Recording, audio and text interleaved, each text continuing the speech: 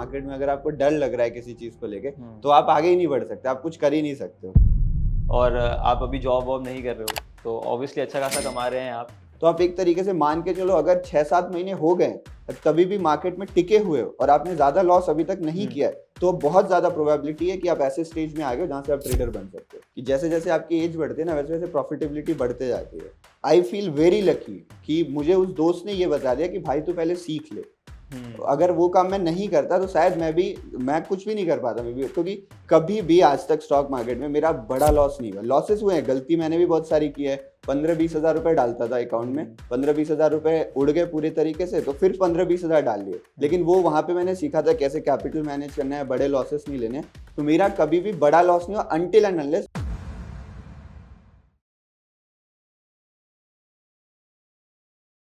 हाय शिवम, कैसे हैं आप? हेलो, बढ़िया मैं। तो पहले तो आपके यूट्यूब चैनल से स्टार्ट करते हैं कि आपकी यूट्यूब में जर्नी कैसे स्टार्ट हुई है, और आपने फियरलेस शिवम नाम दिया है, फियरलेस शिवम ट्रेडर। तो फियरलेस से आप क्या कम्युनिकेट करना चाह रहे थे उधर? यूट्यूब चैनल मैंने स्टार्ट करा था लगभग ट्रेडिंग स्टार्ट करने के 1.5 साल बाद, लगभग 1.5-2 साल आप मान के चलो। हम्म। तो उस टाइम ऐसा मुझे लगता था स्टार्टिंग में कि अगर आप ट्रेड करना चाहते हो ना, तो आपको फियरलेस होना जरूरी है। मार्केट में अगर आपको डर लग रहा है किसी चीज को लेके तो आप आगे ही नहीं बढ़ सकते, आप कुछ कर ही नहीं सकते हो। तो ये उस टाइम मेरी सोच थी। अभी लेकिन अभी मुझे ऐसा लगता है कि मतलब ऐसा भी जरूरी नहीं है फियरलेस होना। नाम रखना तो मैं कुछ और भी मतलब बहुत सारे ऐसे इमोशंस हैं जो फियरलेस होने से भी ज्यादा जरूरी है, तो मैं वो रख देता। बट फिर भी एक ठीक ठाक फियर होना भी जरूरी है। अगर आप पूरा ही फियरलेस हो गए ना मार्केट में, तो आप कुछ भी करने लगोगे, और कुछ भी करने से पैसा फिर नहीं बन पाएगा। तो मतलब ऐसे ही नाम रखा था बस और उस जब टाइम। सवाल ऑप्शंस में हो तो फियरलेस थोड़ा तो होना पड़ेगा। हाँ, ऑप्शन बाइंग कर रहे हो तो थोड़ा फियरलेस होना जरूरी है। आप एक ऐसा बिजनेस कर रहे हो जो हाई रिस्क रिवॉर्ड है, लेकिन मतलब आप बोलो आपको बीच में रहना है, हर इमोशन बैलेंस रहने चाहिए ना। तो थोड़ा फियरलेस भी हो जाए, थोड़ा फियर भी रखे। आपकी मेरे को जर्नी काफ़ी इंटरेस्टिंग लग रही है कि आप 24 साल के हो एंड आप फुल टाइम ट्रेडर हो, और आप खुद सोलली कमा रहे हो, घर पे भी प्रोवाइड कर रहे होगे। तो ये जर्नी कैसे रही है कि आजकल बहुत सारे यंग लोग हैं जिन्हें ट्रेडर बनना है। आपकी जर्नी क्या रही है? क्या मतलब उसमें ऐसी कुछ लर्निंग्स है जो अभी के यंग ट्रेडर्स ले सकते हैं जिससे? यंग यंग वैसे कुछ ज्यादा नहीं हूँ मैं 24 साल उतना भी यंग नहीं होता अगर आप ट्रेडिंग की बात कर रहे हो तो। हम्म। अभी आप देखोगे तो डेटा ऐसा आ रहा है ना कि 19 साल 20 साल के लोग भी ट्रेडिंग में आ जा रहे हैं। अब हम्म। सबसे बड़ी दिक्कत इसमें ये हो रही है कि वो ऐसे स्टेज पे है ना जहां आप ये समझ नहीं रहे हो कि पैसे की जरूरत आपके लाइफ में कितनी हो सकती है, कितनी नहीं हो सकती है। आपको अगर पैसे कमाने भी है तो व्हाट आर द मेथड्स, में कितना रिस्क लूं, ये उन्हें अंडरस्टैंडिंग नहीं होती है। अभी सेबी ने एक रिपोर्ट भी डाली थी कि जैसे जैसे आपकी एज बढ़ती है ना, वैसे वैसे प्रॉफिटेबिलिटी बढ़ते जाती है। जैसे ओके। जैसे आपकी एज बढ़ रही है, तो मान लो आप 60 साल के हो ना, मतलब अबव 40 ईयर्स हो, तो अबव 40 ईयर्स 70% लोग प्रॉफिटेबल है लगभग, ऑलमोस्ट, मुझे डेटा एग्जैक्टली याद नहीं है। और अगर आप स्टार्ट करो जस्ट 19-20 एजेस के हो, तो इसमें ऑलमोस्ट 90% लोग लॉस मेकिंग है। तो इतना बड़ा डिफरेंस क्रिएट हो जाता है। तो पहले मैं अपनी स्टोरी बताता हूँ, फिर मैं वो हाँ। समझाऊंगा कि यंग लोगों के लिए क्या जरूरी है। हाँ, ये शुरू कहाँ से हुआ? पहले तो वहाँ से स्टार्ट करते एकदम। शुरू ये हुआ कि जैसे मैं थोड़ा और पहले से लेके चलता हूँ, 2017 में जियो आया था। तो उस हाँ। टाइम पे इंटरनेट का बहुत क्रेज बढ़ा था, तो उससे बिल्कुल। पहले हमारे पास स्मार्टफोन नहीं था घर में। एक हम्म। नोकिया वाला फोन था, स्क्रीन टच फोन था, वो भी बहुत मुश्किल से मिला था। पापा का वो फोन था, हमारे पास फोन नहीं था। तो जब जियो आया तो हमने एक फोन खरीदा। उस टाइम 3G था, 3 नहीं 4G था, जियो 4G 4G, आता हाँ। है। तो जियो जियो का 4G का वेव लेके आया था पूरा, हाँ। तो जियो का 4G वाला फोन खरीदा हमने। तो उस टाइम यूट्यूब का बहुत क्रेज था। आप संदीप महेश्वरी सर देख लो, बहुत सारे लोग थे जो उस टाइम बड़े। तो उस टाइम मैंने भी यूट्यूब चैनल स्टार्ट करा था, ओके। वो फोन से स्टार्ट करा था। तो ऐसे फेसलेस चैनल थे नॉर्मल जो उस टाइम चलते थे। तो 2017 से लेके लगभग आप मान के चलो 18 19 20 तक मैं यूट्यूब में मैंने बहुत सारे चैनल्स बनाए, बहुत सारी चीजें करी। तो उसमें मुझे कुछ रेवेन्यू आने लगा, मतलब एक डिसेंट अमाउंट ऑफ पैसा। डिसेंट क्या हो सकता है 19-20 साल के लड़कों के लिए? डिसेंट क्या हो सकता है? 20-25 हज़ार रुपये बहुत हो गए मतलब। 20-25 हजार रुपए पर मंथ भी बहुत हो गए ना। बहुत ज़्यादा, हाँ, बहुत पर ज्यादा मंथ। हो गया वो, और उससे भी ज्यादा आ रहा था आप मान के चलो। ओ। तो एक ठीक ठाक सा इनकम मुझे हो रहा था, मतलब मेरे पास थोड़े पैसे थे। अब उस टाइम मेरा एक दोस्त था 12th में, तो वो मतलब मान लो मेरे से समझदार ही था वो। तो उस टाइम उसे इन्वेस्टिंग में बहुत इंटरेस्ट था कि स्टॉक मार्केट में काम करते हैं, कुछ इन्वेस्टिंग करते हैं। तो उसने मुझे बताया इसके बारे में। खैर उसने अभी छोड़ दिया मार्केट वार्केट, वो कुछ और काम कर रहा है, मतलब बढ़िया काम कर रहा है। उसने ओके। बीटेक करी, वो आगे बहुत अभी जॉब कर रहा है, अच्छा। तो उसने मुझे बताया था इन्वेस्टिंग के बारे में। तो मेरा भी इंटरेस्ट इन्वेस्टिंग में ही था कि मुझे इन्वेस्टिंग सीखना है, स्टॉक मार्केट में सीखना है, स्टॉक मार्केट में पैसे लगाने हैं उस टाइम पे। तो मैंने मतलब उस टाइम डीमेट अकाउंट खुलवाना था, तो मेरा डीमेट अकाउंट नहीं था। तो हमने मम्मी का बैंक अकाउंट खुलवाया, मम्मी के बैंक अकाउंट से फिर डीमेट अकाउंट ओपन करवाया। फिर अब दूसरी दिक्कत है कि अब सीखना पड़ेगा, कहाँ पैसा लगाना है, क्या लगाना है, सीखना पड़ेगा। सही बात। और आई फील वेरी लकी कि मुझे उस दोस्त ने ये बता दिया कि भाई तू पहले सीख ले। अगर वो काम मैं नहीं करता तो शायद मैं कुछ भी नहीं कर पाता, क्योंकि सबसे बड़ी गलती हम ये करते हैं ना कि ट्रेडर बनना सबसे आसान काम है। जो यंग लोग है, एक्साइटमेंट बहुत ज्यादा है, और स्टॉक मार्केट के बारे में सीखा, हर्षद मेहता के 2 एपिसोड्स देख लिए, पूरे जोश में फुल, डीमेट अकाउंट खुलवाए 15 मिनट में खुल जाएगा, पैसे डाले 5 मिनट में यूपीआई से डल गए पैसे, अब फिर शुरू हो जाओ। ट्रेडर बनने में कुछ नहीं जाता, आपको ट्रेड ले रहे हो, आप ट्रेडर बन गए वहां पे। तो आई एम वेरी लकी कि उसने स्टार्टिंग में मुझे बता दिया कि भाई सीख ले। फिर मैं सीखने के लिए उस टाइम बहुत सारे प्लेटफॉर्म थे, ज़ीरोधा वैरसिटी बहुत इजी भी था, फेमस भी था, और फ्री भी था। 100%। तो मैंने वैरसिटी से सीखना स्टार्ट किया। अब जब वैरसिटी से आप सीखना स्टार्ट करोगे तो उन लोग पहले आपको मार्केट के बेसिक समझाते हैं और फिर आपको टेक्निकल समझाते हैं, और उनके चैप्टर्स जो बने हुए, फंडामेंटल वाला चैप्टर बाद में आता है। तो मैंने बेसिक सीखा, फिर मैंने टेक्निकल एनालिसिस सीखने लगी, तो वहाँ पे चार्ट्स वो ज्यादा बता रहे थे, तो मुझे उसमें ज्यादा इंटरेस्ट आ गया। फिर जब मैंने यूट्यूब में जाके सर्च किया चार्ट वर्ट के बारे में, तो मैंने रियलाइज किया कि चार्ट का ज्यादा यूज ट्रेडिंग में होता है, ना कि इन्वेस्टिंग में होता है। तो फिर मैंने इन्वेस्टिंग को बाजू में रख दिया, मैंने 1-2 शेयर खरीदे होंगे बस, और मैं फिर ट्रेडिंग में मतलब सीखना स्टार्ट कर दिया कि ट्रेडिंग कैसे करे, कैसे नहीं करे। मैं जो सीखना स्टार्ट किया उसमें रिस्क मैनेजमेंट का एक स्पेसिफिक चैप्टर है, और ज़ीरोधा वैरसिटी को मैं थैंक यू बोलना चाहता हूँ कि उन्होंने ये चैप्टर वहाँ अलग से डाल रखा है। कभी भी आज तक स्टॉक मार्केट में मेरा बड़ा लॉस नहीं हुआ। लॉसेस हुए हैं, गलती मैंने भी बहुत सारी की है। अब मान लो मैं क्या करता था, 15-20 हजार रुपए डालता था अकाउंट में, 15-20 हजार रुपए उड़ गए पूरे तरीके से, तो फिर 15-20 हजार डाल लिए, लेकिन वो वहां पे मैंने सीखा था कैसे कैपिटल मैनेज करना है, बड़े लॉसेस नहीं लेने। तो मेरा कभी भी बड़ा लॉस नहीं हुआ अनटिल एंड अनलेस, वो एक पॉइंट बताऊंगा जहाँ पे मैंने गलती करी थी, उससे पहले मेरा बड़ा लॉस नहीं हुआ। सबसे ज्यादा बुरी बात जो अभी यंग जनरेशन के बारे में मुझे ये लगती है, मैं भी उसी में शामिल हूँ, बट मुझे ये लगती है कि मैं बूढ़ा नहीं हो गया कोई, मुझे ये लगती है कि उन लोग मतलब इतने एक्साइटेड रहते हैं ना कि उन्हें डाउन साइड दिखता ही नहीं है मार्केट का। अब अगर अपने पास पैसे नहीं है, मम्मी से पैसे मांग लिए, पापा से पैसे मांग लिए, कुछ लोग की तो मैंने ऐसी कहानियां भी सुनी है कि जैसे लोग पैसे चुराते हैं गलत काम करने के लिए, कुछ लोग चुराते हैं, तो वो पैसे चुरा के मार्केट में लगा रहे हैं, गलत नहीं कर रहे हैं कुछ भी, लेकिन उनके मम्मी पापा को नहीं मालूम है कि वो मार्केट में पैसा लगा रहे हैं, उनके मार्केट में इतने लॉसेस हो चुके हैं। ये मुझे बहुत हद तक गलत लगता है, बहुत और गलत जितने बात है। मैंने बहुत सारे सिनेरियो सुने हैं। मैंने एक वर्स्ट सिनेरियो एक सुना था कि किसी लड़के ने अपने पापा के पीएफ के पैसे मार्केट में लगा दिए थे और वो 0 हो गए। वही तो, पेंशन के पैसे लगा देते हैं पूरे। अब बताओ, अब ये चीज उनके पेरेंट्स को मालूम नहीं है। वो मार्केट कंप्यूटर में बैठ के कुछ भी करना होता है, अगर आपके पेरेंट्स ज्यादा ध्यान नहीं दे रहे हैं, आप बोल दोगे कुछ भी काम कर रहा हूँ, मैं पढ़ रहा हूँ, कुछ भी कर रहा हूँ, और आप पैसे लगा दे रहे हो। तो ये डाउन साइड दिखाना यंग जनरेशन को बहुत जरूरी है कि अभी आपके पास पूरी जिंदगी पड़ी हुई है, आप केवल उतने पैसे लगाएं जिसकी आपको जरूरत हो। और एक जैसे देखो, मैं बहुत हार्श साउंड नहीं करना चाह रहा हूँ, बट मार्केट से ना सच में ऐसा लगता है स्टार्टिंग में कि पैसा कमाना बहुत इजी है, कोई रेजिस्टेंस नहीं है। अगर आप बोलो कि आप एक दुकान खोल लो, उससे किराने का दुकान खोल लो, उससे पैसा कमाओ, उसमें आपको इन्वेस्टमेंट लगेगा। किराने की दुकान खोलने के लिए आपको ऑफलाइन लॉजिस्टिक्स पूरा मैनेज करना पड़ेगा, मेहनत है। बट ट्रेडर बनने के लिए मेहनत कुछ नहीं है, बैरियर नहीं है कोई भी। हाँ, कोई भी बैरियर नहीं है। आपने डिसाइड करा, आप ट्रेडर बन गए, पैसा डालो, अब आप गवाओ या कमाओ वो डिफरेंट थिंग। तो as a beginner, as a young, आपको ये समझना जरूरी है कि ये बिजनेस भी एज अ बिजनेस है, ये कोई ऐसे आप हॉबी या पैसा नहीं रख सकते हो कि मजे मजे में मैंने पैसे उड़ा दिए अपने सारे। तो ध्यान रखो, डाउन साइड का ध्यान रख के अगर आप काम करोगे तो आप टिक जाओगे इसमें और बहुत बड़ा कुछ कर सकते हो। तो इसमें अपसाइड बहुत ज्यादा है, लेकिन जो डाउन साइड का ध्यान रख रहा है उसी के लिए बस। तो वापस से आपकी जर्नी का कनेक्ट करते हैं कि मतलब बहुत सारे लोगों के साथ ऐसा होता होगा, क्योंकि बैरियर नहीं है, मार्केट में आ तो जाते हैं, बट सक्सेस सबको नहीं मिलती है। तो आपका सक्सेस का क्या कारण रहा है कि आज भी आप अभी मार्केट में टिके हो, फुल टाइम ट्रेडर हो, और आप अभी जॉब वॉब नहीं कर रहे हो, तो ऑब्वियसली अच्छा खासा कमा रहे हैं आप। तो कैसे, मतलब आपने वहाँ से पढ़ाई चालू करी, उसके बाद क्या हुआ, ऐसा क्या सेटअप मिला आपको, ऐसी क्या जर्नी है, और क्या पता आपका सेटअप हम हमारे व्यूअर्स के साथ भी शेयर कर पाएं। हाँ, सेटअप के बारे में तो अभी हम डिस्कस करेंगे। पढ़ने की अगर मैं बात करूँ, पढ़ने में मैं हमेशा से अच्छा था, मतलब मेरे 10th में 10 CGPA आए थे, क्लास का हमेशा टॉपर ही रहता था, फर्स्ट सेकंड। 12th में 93% भी आया था। बट 12th के बाद से पता नहीं ऐसा क्या हुआ, या फिर आप मान लो आई गॉट डिस्ट्रैक्टेड कि मैं ये सारा काम करने लगा, मैं अपना यूट्यूब वाला, ब्लॉगिंग वाला काम कर रहा था, फिर ट्रेडिंग भी मैंने स्टार्ट कर दी। तो फिर मैं आई गॉट डिस्ट्रैक्टेड और मेरा पढ़ाई में ज्यादा कुछ नहीं हो पाया। तो आप मान लो मैंने लगभग 3-4 अटेम्प्ट्स कर रखे हैं अभी तक, बट मुझे एक डिग्री अभी तक नहीं मिली। तो आई एम जस्ट 12th पास, अभी मेरे पास कोई डिग्री नहीं है, और मैं अभी भी दोबारा वो अटेम्प्ट कर रहा हूँ। मैंने इग्नू से फॉर्म वॉर्म भर रखा है। मैं अभी मतलब मैंने सबसे पहले बीटेक ट्राई किया, आई ड्रॉप दैट। फिर मैंने बीएससी ट्राई करा डीयू से, वो भी मुझे आराम से एडमिशन मिल गया, कॉलेज भी बढ़िया था, आई ड्रॉप दैट ऑल्सो।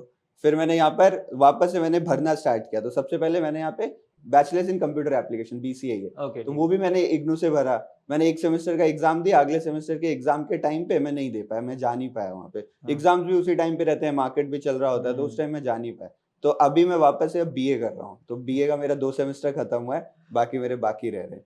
तो इस बार फाइनल कर लिया, करना है BA खत्म? अब जब तक चलता है देखते हैं। मेरी कोशिश हर बार रहती है कि मैं फाइनल करूं, बट फाइनल हो नहीं पाता है। तो ये पढ़ाई वाला एस्पेक्ट था। ट्रेडिंग जब मैंने स्टार्ट करी तो इनिशियली 2019 में मैंने स्टार्ट करा था। 2019 में मैंने, मतलब जैसे मैंने बताया आपको कि मैंने ट्रेडिंग के बारे में सीखना वगैरह शुरू कर दिया था। तो धीरे धीरे मैं ट्रेड कर रहा था। मैंने स्टॉक से ट्रेडिंग स्टार्ट करी थी। तो पहला ट्रेड ऑफकोर्स प्रॉफिट में ही गया था, जो हमेशा जाता है सबका। तो पहला ट्रेड प्रॉफिट में गया, उसके बाद स्टॉक में ट्रेडिंग स्टार्ट करी। स्टॉक में 2-3-4 महीना काम करने के बाद ऑप्शंस के बारे में पता लगने लगा। और 2019-20 जो टाइम था ना, उस टाइम इंडिया में असली बूम आया ऑप्शंस का। ये प्री कोविड एरा है, हर्षद मेहता की सीरीज आने से पहले का एरा है, लेकिन उस टाइम ऑप्शन बाइंग का रियल क्रेज बढ़ रहा था। उससे पहले क्योंकि वीकली ऑप्शंस थोड़े पहले आ चुके थे, 1-2 साल पहले वीकली ऑप्शंस इंट्रोड्यूस हो गए थे, लेकिन लोगों को उतना मालूम नहीं था इसके बारे में। और गिने चुने 3-4 चैनल्स थे इंडियन ट्रेडर्स के, जिनका नाम आप लोग जानते भी होंगे, और फॉरेन के कुछ 5-6 ट्रेडर्स थे। लेकिन उस टाइम 2019-20 से असली क्रेज बढ़ना शुरू हुआ ऑप्शन बाइंग का। तो मुझे भी ऑप्शन बाइंग के बारे में पता चला, मैंने भी ऑप्शन ट्रेडिंग स्टार्ट कर दी।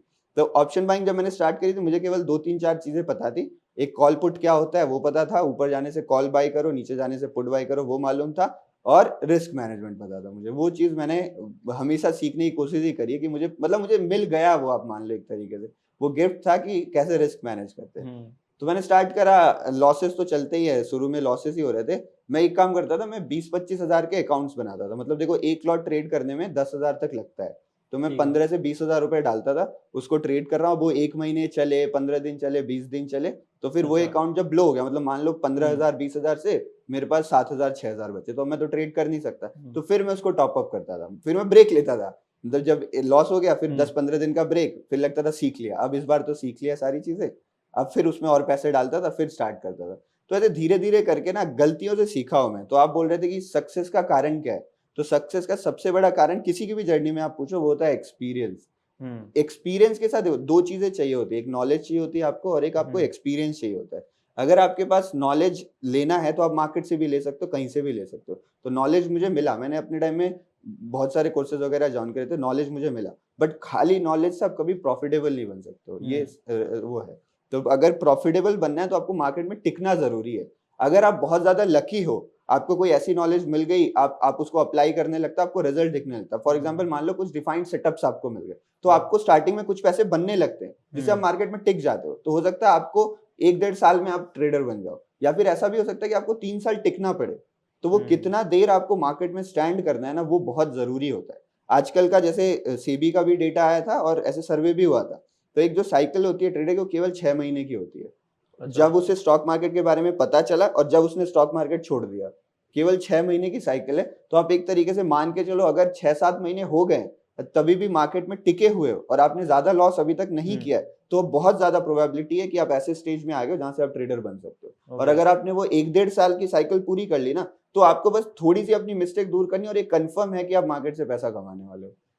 टिकना बहुत जरूरी है, और टिकने के लिए कैपिटल होना जरूरी है। और कैपिटल के लिए ये जरूरी है कि आप ज्यादा बड़े बड़े लॉसेस ना लें, क्योंकि अगर एक बार देखो, जैसे मान लो आपकी कोई बढ़िया बॉलर आगे आ गया है, तो अब मैं उसके हर बॉल पे सोचूं 6 मार दूंगा, तो मेरे आउट होने की प्रोबेबिलिटी ज्यादा है। और अगर मैं आउट हो गया तो मैं एक और सिंगल रन भी नहीं बना सकता हूँ। एक भी रन एक्स्ट्रा पॉसिबल है? नहीं पॉसिबल है। बट अगर मान लो मैंने उसको रेस्पेक्ट दी, मार्केट खराब चल रहा है, कुछ चीज बुरा हो रहा है, मेरे लॉसेस हो रहे हैं, मैंने स्टॉप लॉस पे अपना ट्रेड कट कर दिया, मैंने उसकी बॉल को रेस्पेक्ट दी, मैं आउट नहीं हुआ, कभी तो वो गलत बॉल डालेगा या कभी कोई दूसरा बॉलर आएगा। तो अगर मैं टिका हूं तो मेरे रन्स तो बनेंगे, भले ही एक एक करके बढ़े या 4-4 5-5 रन्स बढ़े। वो करेक्ट चांस का वेट करना है।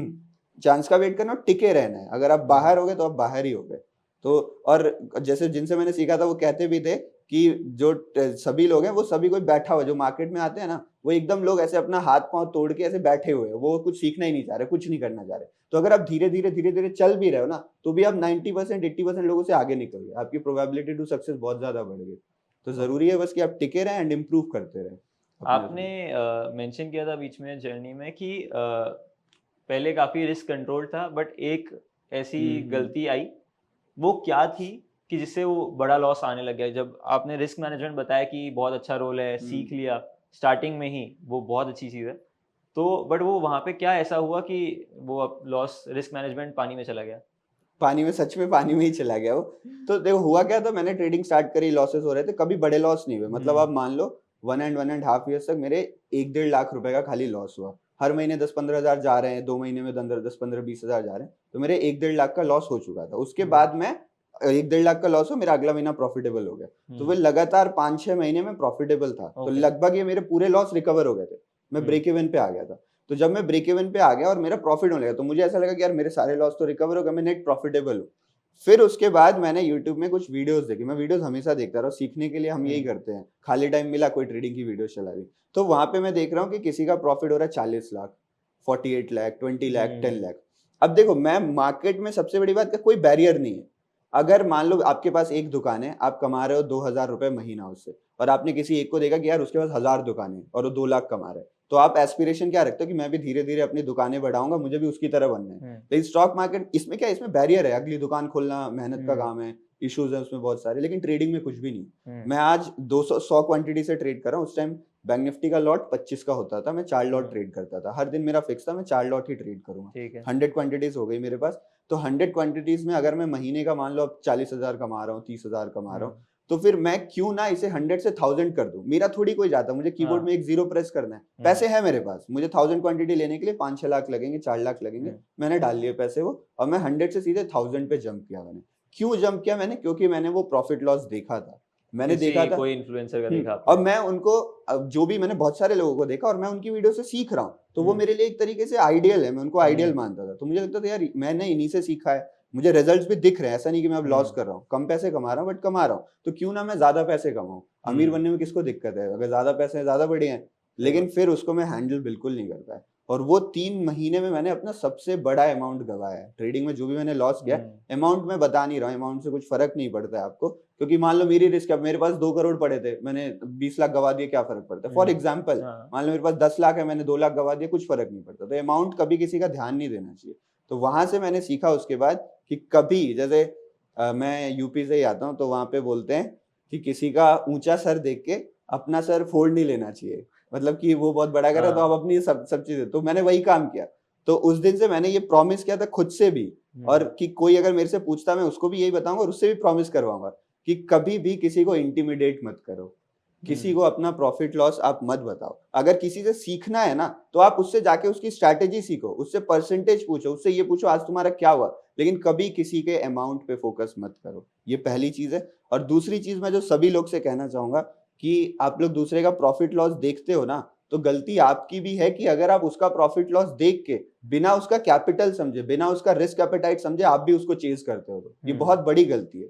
और बहुत सारे लोग ऐसी भी कहानियां सुनते हैं कि I did x amount of loss, फिर मैंने इतना लोन ले लिया और फिर मैंने सब कुछ रिकवर कर लिया, मैंने इतना बड़ा लॉस किया। जैसे मान लो मेरे पापा मिडिल क्लास में, कहानी बता रहा हूँ आपको, मेरे पापा बहुत मिडिल क्लास थे, उनके पास सेविंग्स पड़ी थी 10-15 लाख की। मैंने ट्रेडिंग स्टार्ट करी, मुझे इंटरेस्ट आ गया, लेकिन मेरे से गलती हो गई, मैंने उनके 8-9 लाख उड़ा दिए। अब उनके पास 3-4 लाख रुपए बचे थे, फिर मेरे मम्मी के गहने मैंने लोन पे दिए, उसके बदले मैंने लोन लिया और वो लोन से मैंने सब लॉस रिकवर कर लिया। अब अगर ये स्टोरी कोई वो बंदा देख रहा है जो सच में उस कंडीशन में है, जिसने पैसे गवा दिए मान लो, तो उसका नेक्स्ट स्टेप क्या होगा ये स्टोरी देखने के बाद? वो तो उसका स्ट्रेटेजी फॉलो करने लग जाएगा, उसे भगवान आइडल मानने लग जाएगा। वही, वो भी मानेगा और वो यही काम करेगा कि लोन लेगा, हाँ मैं भी यही करूंगा, मैं रिकवर कर लूंगा, उसे एक होप दिखेगा वहां पे। तो इस मोटिवेशनल स्टोरी में वो होप उसे दिख रहा है, बट एक्चुअली क्या होता है, अगर उन्होंने किया भी है, देखो सही गलत मुझे नहीं पता, बट मैं सबको सही मानता हूँ, मैं जिसको भी देखा, तो मान लो उन्होंने सच में किया हो, बट ये वन ऑफ द एग्जाम्पल है ना, क्या पता 1000 लोग कोशिश करे उसमें एक कर पाए। तो उनकी एक कहानी के चक्कर में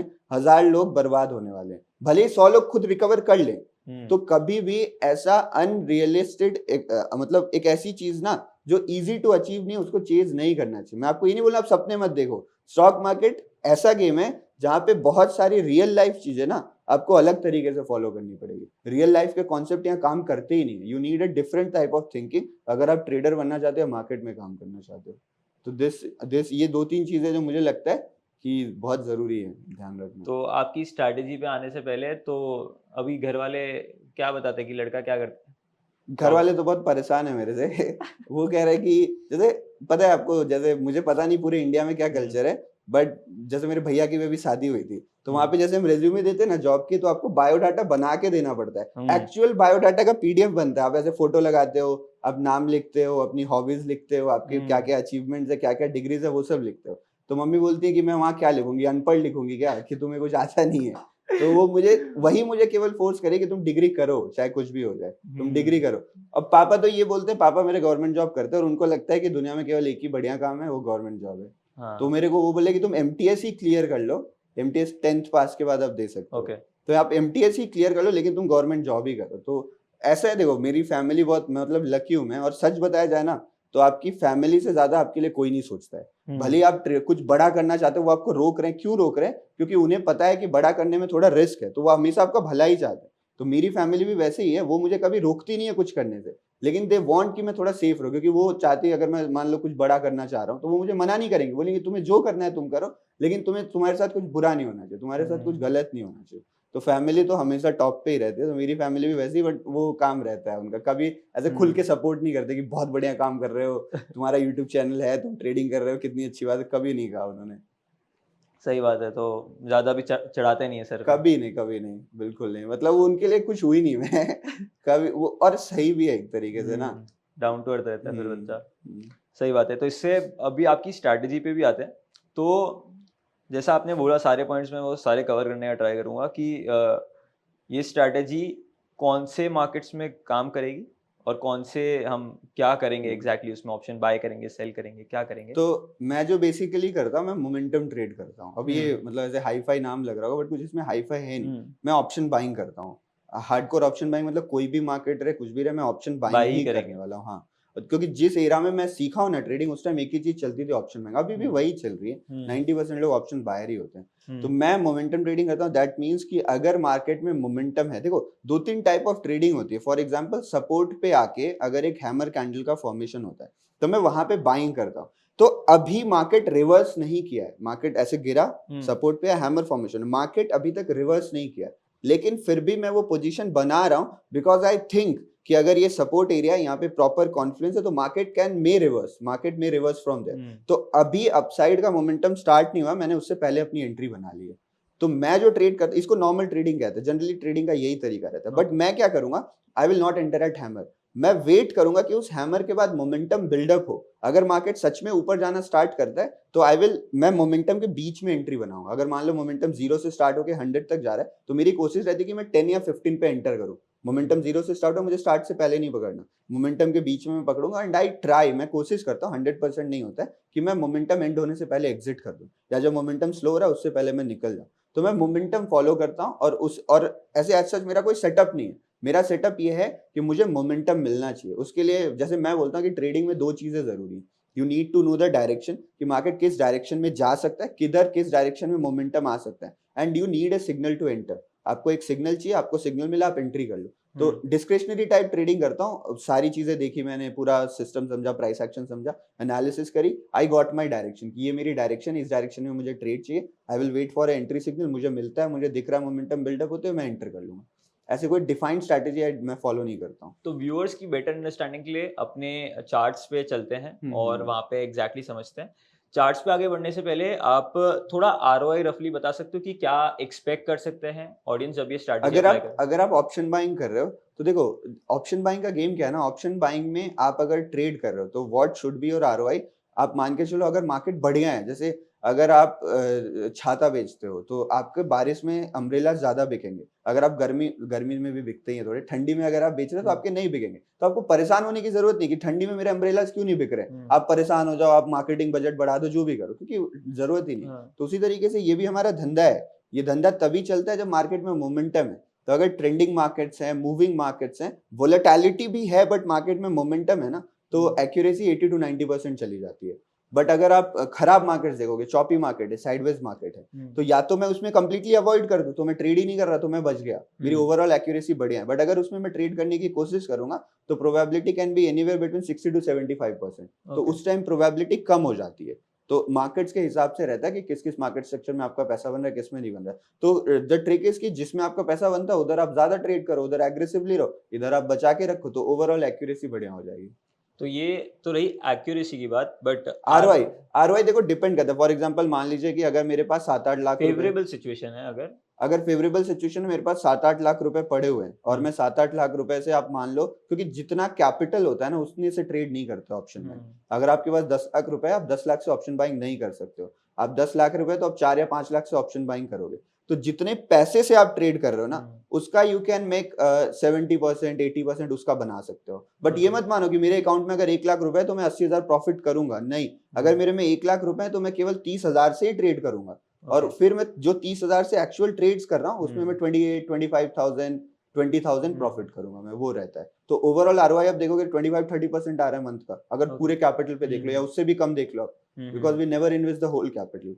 ओके, तो फटाफट बोर्ड पे चलते हैं और ये स्ट्रैटेजी समझते हैं कि क्या क्या पॉइंट्स है जब हमें लेना चाहिए ट्रेड और कब नहीं भी लेना चाहिए। मैंने प्लान करके रखा है कि मैं फिबोनाची स्पेसिफिक आपको स्ट्रैटेजीज बताऊंगा। फिब एक ऐसा टूल है ना जो प्राइस एक्शन में बहुत सारे लोग इग्नोर कर देते हैं, वो इंडिकेटर्स पे ज्यादा रहते हैं। कुछ भी गलत नहीं है मार्केट में, मैं पर्सनली मानता हूँ कि मार्केट 100% ग्रे एरिया है। आप यहाँ पे कॉइन टॉस करके भी प्रॉफिट कर सकते हो अगर डिसिप्लिन है, अगर आपको रिस्क मैनेजमेंट आता है और आप कंसिस्टेंटली कॉइन टॉस कर रहे हो सेम तरीके से, तो कुछ भी गलत या सही नहीं होता है। तो इंडिकेटर्स भी काफी बढ़िया हैं, बट मैं फिबोनाची पे फोकस करना चाहूंगा। ये टूल मुझे काफी इंटरेस्टिंग लगता है पर्सनली, कि अगर आप एक प्राइस एक्शन ट्रेडर हो तो आपको ये टूल तो पक्का यूज करने आना चाहिए। तो इसी के कुछ स्ट्रैटेजीज समझेंगे। देखो स्ट्रैटेजीज मतलब मैं आपको सेटअप से ज्यादा इसके कॉन्सेप्ट समझाऊंगा कि why Fibonacci works and how it works in the market. Okay, चलो फिर बोर्ड पे चलते हैं।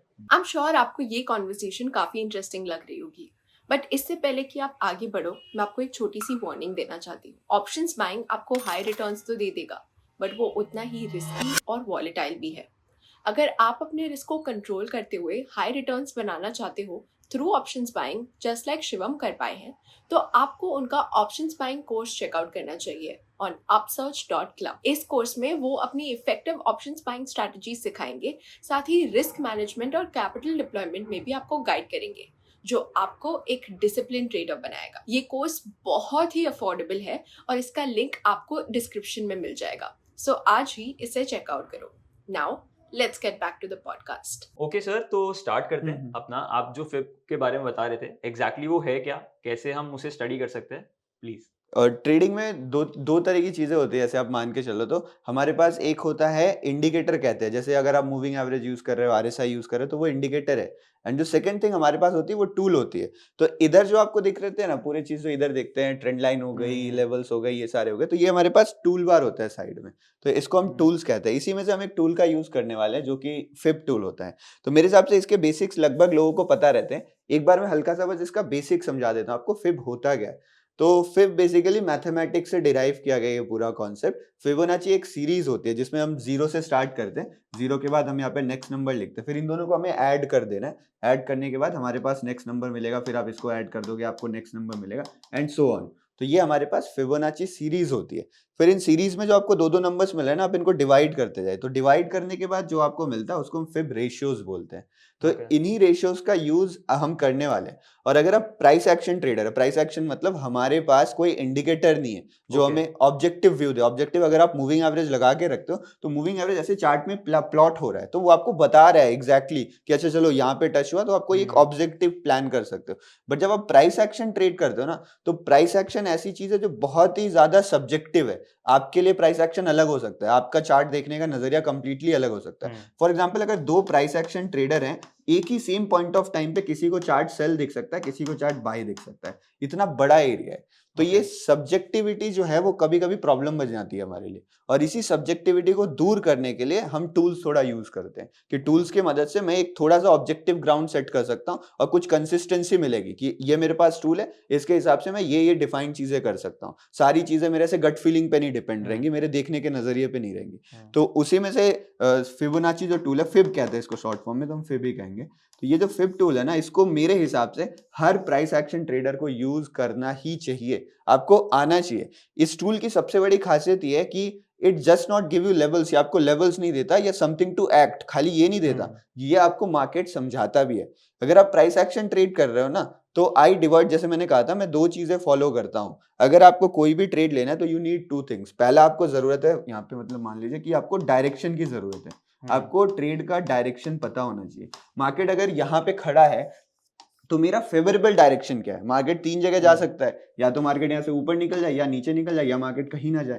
तो ठीक हर पॉइंट ऑफ टाइम पे हमें ये डिसाइड करना पड़ता है कि मुझे किस डायरेक्शन में रहना है। 100% प्रोबेबिलिटी नहीं होती। मान लो कि सारी एनालिसिस करके मुझे लग रहा है कि 70% प्रोबेबिलिटी है नीचे जा सकता है, 30% है ऊपर जा सकता है। मतलब ऐसे एग्जैक्ट परसेंटेज नहीं निकालते हैं, मैं बता रहा हूं मैं आपको कि एनालिसिस के बाद मुझे लगा कि down side is my favourable direction. तो ये डायरेक्शन फिगर आउट करना ना ट्रेड लेने का बहुत जरूरी हिस्सा है। रैंडम अगर आप मान लो केवल हैमर देख के बाई करने जा रहे हो तो ये गलत तरीका होता है। पहले आप डायरेक्शन समझो कि मार्केट किधर जाना चाह रहा है, जो ऑपरेटर्स है वो मार्केट को किधर ले जाना चाह रहे हैं, तो उनका फुटप्रिंट हमें चार्ट पे दिखता है, उसकी मदद से हम एनालिसिस करते हैं। उस एनालिसिस में फिब बहुत ज्यादा हेल्प करता है। ये आपको समझाएगा कि बाइंग और सेलिंग का स्ट्रेंथ क्या है, बायर्स कितना ताकतवर है, सेलर्स कितना, मतलब मार्केट किसके पाले में है, ये आपको फिब समझा सकता है। तो मैं आपको कॉन्सेप्ट पे ज्यादा फोकस रखूंगा कि कैसे आप अंडरस्टैंडिंग करो मार्केट की फिब की मदद से। फिर सेटअप्स तो आप अपने आप बना लोगे। एक बार आप किसी चीज के पीछे व्हाई एंड हाउ समझ रहे हो ना, तो उसमें कैसे एंटर करना है, कैसे स्टॉप लॉस लगाना, वो तो आपको तुरंत पता चल जाएगा, लेकिन वो कॉन्सेप्ट समझना बहुत जरूरी है। तो प्राइस एक्शन में वो लैगिंग वाली चीज भी नहीं रहती। हाँ, अगर आप जैसे टूल्स यूज कर रहे हो तो लैगिंग भी नहीं होता है। लैगिंग होना मतलब देखो, लैगिंग होना कभी कभी फायदेमंद भी रहता है, कभी कभी नहीं रहता है। स्ट्रेटेजी टू स्ट्रेटेजी, हाँ, स्ट्रेटेजी टू स्ट्रेटेजी डिपेंड करता है, बट इसमें आपको जल्दी इंडिकेशंस मिलेंगे, which is a good point आप मान लो। तो हम यहाँ पे जो रेशियोज बनते हैं ना, तो रेशियोज को दो पार्ट में डिवाइड किया जाता है। एक होता है फ्रॉम 0 to 1, तो 0 से लेके 1 के बीच में जो रेशियोज आते हैं उनको हम कहते हैं फिब रिट्रेसमेंट रेशियोज, और जो 1 के बाद आते हैं उनको हम फिब एक्सटेंशन रेशियोज कहते हैं। Okay, retracement and extension. तो what we are going to use is retracement ratios, इन्हीं का हम ज्यादा इस्तेमाल करते हैं। तो इस टूल को हम फिब रिट्रेसमेंट कहते हैं। तो ये पूरा टूल का नाम है फिब रिट्रेसमेंट। मैं आपको दिखाता हूँ ये दिखता कैसे है। सबसे पहले तो ये टूल हमें ये साइड के टूल बार में मिल जाएगा, आपको यहाँ पे क्लिक करना। अगर नहीं मिल रहा ना तो आप ऐसे करके देख लेना, ये लिखा मिलेगा आपको फिब रिट्रेसमेंट। फिर इसको यहाँ पे मैं एक बार प्लॉट कर लेता हूँ। तो ये टूल कुछ आपको इस तरीके से दिखता है। अब मैं काम करता हूँ, यहाँ पे देखो, आप यहाँ पे नोटिस कर रहे होंगे कि इधर 1 लिखा हुआ है मेरे पास और यहाँ पे 0 लिखा हुआ है। तो ये जो 1 से 0 के बीच में मेरे पास नंबर है ना, यही रिट्रेसमेंट रेशियोज है। 0.2 हो गया, 0.3 हो गया, 0.5, 0.6, 0.7 हो गया। तो एक काम करते हैं, ऊपर वाले को सारे डिलीट कर देते हैं। ऊपर एक्सटेंशन रेशियोज है 1.6, वो तो उसकी अभी हमें जरूरत, ऊपर जो भी नंबर है अपन उसे डिलीट कर देंगे। उसे वो एक्सटेंशन रेशियोज है हमारे पास, उसकी हमें जरूरत नहीं। तो ये सेटिंग्स में जाके आप चेंज कर सकते हैं, आप जो भी चाहें। आप इसकी विड्थ वगैरह बढ़ा सकते हैं, कलर चेंज कर सकते हैं। तो इन सारे को मैं अनटिक कर दे रहा हूँ जो 1 से ऊपर है, इनकी हमें अभी जरूरत नहीं, हम केवल रिट्रेसमेंट को यहाँ पे स्टडी कर रहे हैं। तो अब जो मेरे पास ये बचता है, दिस इज माय रिट्रेसमेंट, यहाँ पे जो भी मेरे पास बना रिट्रेसमेंट है। अब सबसे पहले मैं आपको समझाऊंगा कि इन लेवल्स की इंपॉर्टेंस क्या है और इन लेवल्स के पीछे की साइकोलॉजी क्या है। अगर आप वो साइकोलॉजी समझ गए ना, तो यू विल फिगर आउट कि मुझे कौन से डायरेक्शन में जाना है, वो काफी मदद मिलेगी आपको। तो इसको पहले डिलीट कर देते हैं।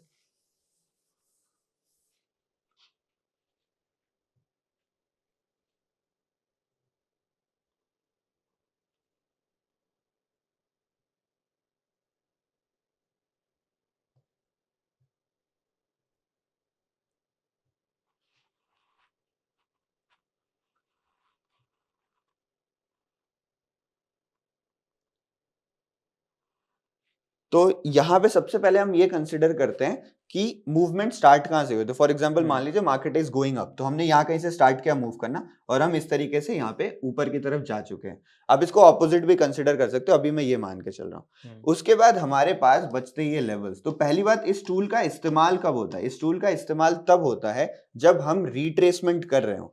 तो एक बार 2 मिनट के लिए रिट्रेसमेंट समझ लेते हैं, व्हाट एग्जैक्टली इज रिट्रेसमेंट।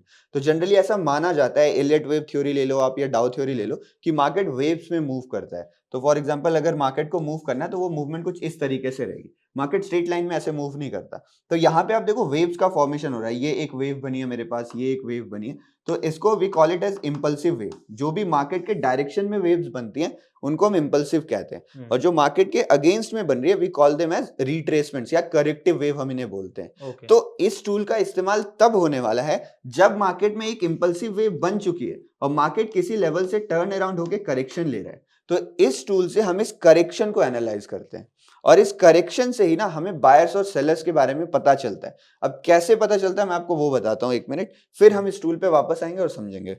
अब आप प्राइस एक्शन की बस सिचुएशन को समझिएगा। यहां से मान लीजिए मार्केट की मूवमेंट स्टार्ट हुई, फिर मार्केट इस तरीके से मूव कर रहा है, तो ये टिपिकल अप ट्रेंड का प्राइस एक्शन है। अब यहाँ से जहां से मूवमेंट स्टार्ट हुआ, फॉर एग्जांपल हम उसको एक लो कंसिडर करते हैं और इसको हम यहाँ पे हाई कंसिडर करते हैं। तो जो हमारा सिंपल कॉन्सेप्ट है वो ये कहता है कि जहां पे हाई है मतलब यहाँ से मार्केट नीचे गिरा है। मार्केट नीचे क्यों गिरा है? क्योंकि कोई ना कोई सेलर, वो चाहे ऑपरेटर हो या कोई भी, हमें फर्क नहीं पड़ता, हमें चार्ट दिख रहा है तो कोई ना कोई सेलर है जिसने यहाँ पे एग्रेसिव सेलिंग करी है। अब देखो मैं यहाँ पे एग्रेसिव बोल रहा हूँ, क्यों एग्रेसिव बोल रहा हूँ? क्योंकि मार्केट है, यहाँ पे ट्रेड होता है। मान लो मैंने बाई किया तो आप सेल कर रहे हो, तो किसी भी पॉइंट ऑफ टाइम पे, चाहे ये पॉइंट हो, चाहे ये पॉइंट हो या फिर ये पॉइंट हो, नंबर ऑफ बायर्स हमेशा नंबर ऑफ सेलर्स के बराबर ही रहते हैं।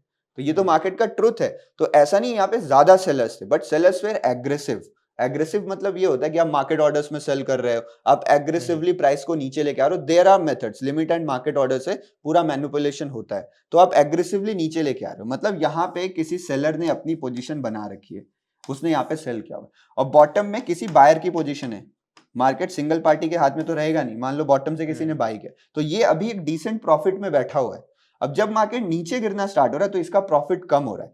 तो ये जो इंपल्सिव वेव आया ना, ये इसका करेक्शन है। तो जब करेक्शन में आप फिब लगाओगे तो आप किसकी साइकोलॉजी एनालाइज कर रहे हो? आप बताओ, सेलर के कर रहे हैं कि हम बायर की कर रहे हैं यहाँ पे? तो ये बॉटम से बाइंग हुई है और उनके खिलाफ मार्केट जा रहा है, तो हम बायर्स के स्ट्रेंथ को समझते हैं थ्रू द फिब। कि अगर मान लीजिए, जैसे दो एग्जांपल मैं बताता हूँ, मार्केट यहाँ से मूव किया, एक इंपल्सिव वेव मिली, मार्केट इतना करेक्शन लेके ऊपर निकल गया, तो ये मेरे पास मान लो बायर 1 है, ये आप हो यहाँ पे। और दूसरी बात, दूसरी सिचुएशन, मार्केट यहाँ पे है, मार्केट इतना डिप किया और फिर मार्केट ऊपर की तरफ जा रहा है, ये बायर 2 है, ये मैं हूं यहाँ पे। तो कौन सा बायर यहाँ पे स्ट्रांग था? किसके अपनी कन्विक्शन ज्यादा थी अपने में? ये जो बायर 1 था वही स्ट्रांग था, क्योंकि मार्केट में तो इतना छोटा सा करेक्शन है ना, और वो इमीडिएटली फिर यहाँ से ऊपर की तरफ पुश कर दिया गया। तो इस कंडीशन में बायर्स ज्यादा एग्रेसिव है, उनको कन्विक्शन ज्यादा है। इस कंडीशन में उनको कन्विक्शन थोड़ी कम थी, उन्होंने भी मार्केट को ऊपर पुश किया, बट सेलर्स यहाँ पे काफी नीचे तक लेके आ गए थे। तो इसी करेक्टिव वेव को एनालाइज करके हम इनकी स्ट्रेंथ को समझ सकते हैं। अगर मार्केट ऐसे गिर रहा है तो कोई तो पॉइंट ऑफ टाइम होगा, कोई तो जगह होगी जहां पे ये बायर गिव अप करेगा। जहां पे बायर गिव अप करेगा, तो वो दो जगह होती है, कभी भी वेव्स बनती हैं तो दो जगह होती हैं जहां पे हमें पता चलता है कि बायर्स आर गिविंग अप। अब मार्केट ऊपर वाले लोगों के कंट्रोल में जा रहे हैं, उसको समझते हैं।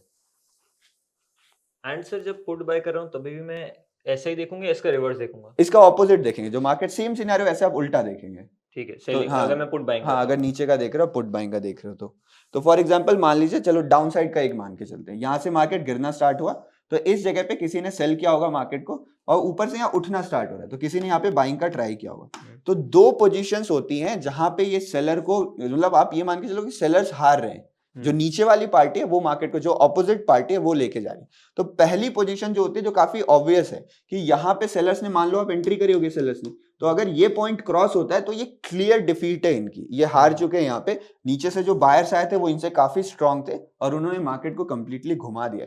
बट इस पॉइंट से पहले भी एक पॉइंट होता है, तो इसको मान लो this is my second point, जहां पे सेलर्स की क्लियर डिफीट हो गई, इसके बाद उनका लॉस होना स्टार्ट हो जाएगा। बट अगर यहाँ पे 100 रुपए का आपका प्रॉफिट हो गया है, तो आपका प्रॉफिट 40 रुपए हो जाता है, तो ये भी तो आपकी डिफीट ही है ना, और आप कहीं ना कहीं तो पोजीशन काटते ही हो। तो इससे पहले हमको एक पॉइंट मिलता है जिसको हम कहते हैं यहाँ पे 0.6 का लेवल। अब ये 0.6 का लेवल क्यों इंपॉर्टेंट है और फिब रेशियो में ये कहां से आ गया, उसके बारे में डिस्कशन करते हैं। उसके लिए हमें टूल लगाना पड़ेगा, तो टूल में फिर डिस्कस करते हैं। एंड सर, बायर और सेलर दोनों के लिए 0.6 ही इंपॉर्टेंट लेवल रहेगा? हाँ, 0.6 ही रहेगा। देखो, अब कुछ लोग 0.6 मानते हैं, कुछ लोग 0.3 मानते हैं, तो इसमें आपको एक डिफाइंड तरीका ढूंढना पड़ेगा कि आप कैसे प्लॉट कर रहे हो, जो अभी हम थोड़ी देर बाद कैसे प्लॉट करते हैं वो डिस्कस करेंगे। देन वी विल नो कि 0.6 0.3 में क्या है, बस बट डिफरेंस नहीं है कुछ, they both levels are same ही है। ओके, तो ये वापस से हमने फिब टूल लगा दिया है। अब जब बात आपने पूछी ली थी 0.6 0.3 लेवल के बारे में, तो मैं पहले आपको बताया था इसको प्लॉट कैसे करते हैं, इसको लगाया कैसे जाता है चार्ट में। तो अभी तक हमने ये सीखा कि मुझे दो चीजों की जरूरत है। मुझे एक इंपल्सिव वेव चाहिए, अगर मुझे कोई इंपल्सिव वेव मिली है, मतलब मुझे एक वेव मिली है, मार्केट का बस एक मोमेंटम चाहिए, तो वो मार्केट का मोमेंटम मुझे यहाँ पे मिल गया, और फिर मार्केट में करेक्शन स्टार्ट होना चाहिए। तो आपको एक इंपल्सिव वेव चाहिए, और उस वेव का जो हाई और लो होगा, जो भी वो वेव बनी है, जैसे इस वेव का मैं चार्ट में अभी हम चल के देख लेंगे, अभी इसमें एग्जाम्पल समझते हैं। तो उस वेव का लो यहाँ पर है और उस वेव का हाई यहाँ पर है, तो आपको उस हाई और लो के बीच में इसको ड्रॉ करना है यहाँ पर। अब आपने इसको ड्रॉ कर लिया, अब आप देखो कहां तक मार्केट रिट्रेसमेंट करेगा, उसको एनालाइज करना है हमें। तो फॉर एग्जांपल, जैसे यहां पे आप देखोगे ना, ये 0.5 और 0.6 का एरिया जिसके बारे में मैं बात कर रहा था, तो एक बार इसको मार्क कर लेते हैं, इस एरिया को हम यहाँ पे मार्क कर लेते हैं। अब आप मान के चलिए कि बायर्स यहाँ पे किसी ने बाई कर रखा है, नीचे यहाँ पे किसी ने बाइंग कर रखा है, ऊपर से कोई बेचना चाह रहा है। अब मार्केट किसके फेवर में जाता है ना, ये केवल इस चीज पर डिपेंड करेगा किसका कन्विक्शन ज्यादा है, कौन Okay. एग्रेसिवली मार्केट में पोजीशन बना रहा है। अगर सेलर्स का कन्विक्शन ज्यादा ना, वो मार्केट को एकदम नीचे लेके आएंगे। अगर बायर्स का कन्विक्शन ज्यादा है तो वो मार्केट को गिरने ही नहीं देगा, वो मार्केट को ऊपर खींच देगा तुरंत से। तो मान लो मार्केट, ये हमारा पहला लेवल आता है 0.2 का। अब मैं कैसे प्लॉट करता हूं, मैं इस तरीके से प्लॉट करता हूं, मैं 1 को रखता हूं। देखो आपके पास 1 और 0 है ना, पहले मैं ये प्रूफ कर देता हूं कि आप कैसे भी प्लॉट करो ज्यादा इंपैक्ट नहीं पड़ता है। तो एक काम Okay. करते हैं, दोबारा फिब लगा लेते हैं।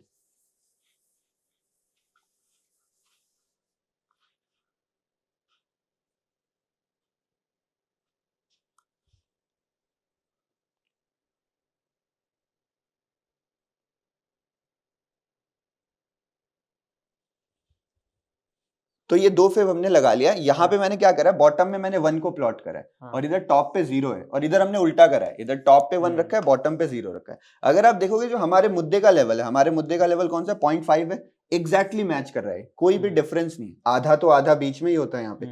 उसके बाद हमारे पास ये वाला एरिया आ रहा था, जो इधर आपको 0.6 दिख रहा होगा और इधर आपको 0.3 दिख रहा होगा। Yes. तो ये भी कांस्टेंट है, एकदम सेम है। हम्म. और इधर देखो ये भी 0.3 और ये भी 0.6 सेम है। तो आपके जो काम के लेवल्स है ना, वो एग्जैक्टली सेम जगह पे आ रहे हैं, चाहे आप उधर लगाओ या इधर लगाओ। थोड़ा सा डिफरेंस क्रिएट होता है इन लेवल्स पे, यहाँ पे हल्का डिफरेंस है और यहाँ पे हल्का सा डिफरेंस है, लेकिन इसको हम यूज नहीं करते, इन लेवल्स का कुछ खासा यूज नहीं है।